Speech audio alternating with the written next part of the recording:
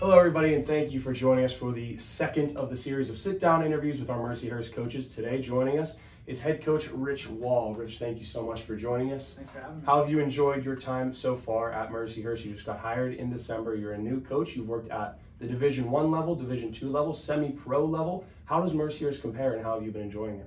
It's been awesome. I think the first thing that you have to consider is the environment. I walked into a good environment in terms of the student athletes returning. It was nice to have a runway the entire spring season, one to get acclimated to the weather, but then also just have time to work with them. We had 6 spring games over our 5 play dates, and so we were able to learn a lot about each other over that kind of 3-4 months of the spring semester.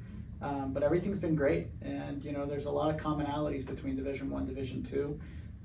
So that hasn't been an adjustment at all. It's just getting used to the team and then feeling each other out. What are some of the similarities and differences from your last job, which was the assistant coach at Coastal Carolina? Yeah, I mean, I think the similarities are, the calendar.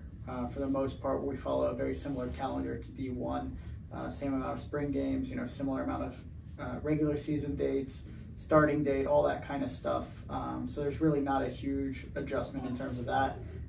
Recruiting is aggressive in women's soccer, so we're probably a little bit behind D1 in terms of the timeline, but we're still 12 to 18 months working around the clock.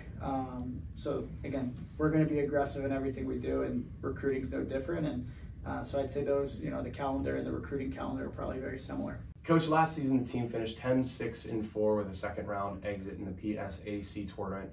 How can the team improve from last year, and where do you see the team finishing this year?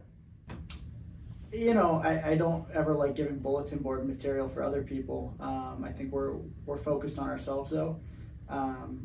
We do have a very good team, but a lot of that will depend on our consistency.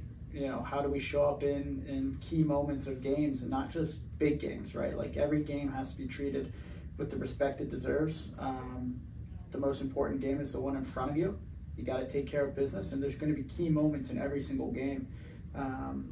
As I kind of reflect even just on my time at Coastal, right? We had 4 games that we tied last year.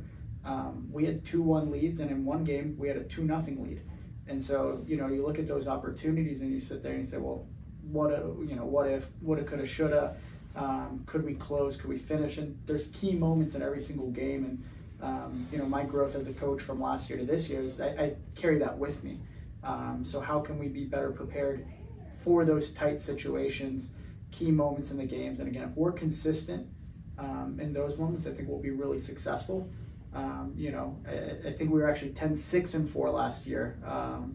So how do you turn some of those ties into wins? How do you turn some of those losses into ties?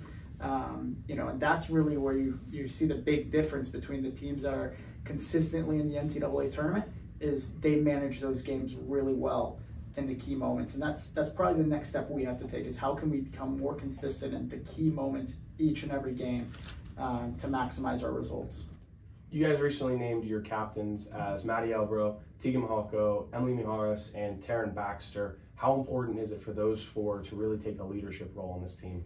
Each one of them has different leadership qualities. I think some of them command a room just from their presence. Some are more vocal.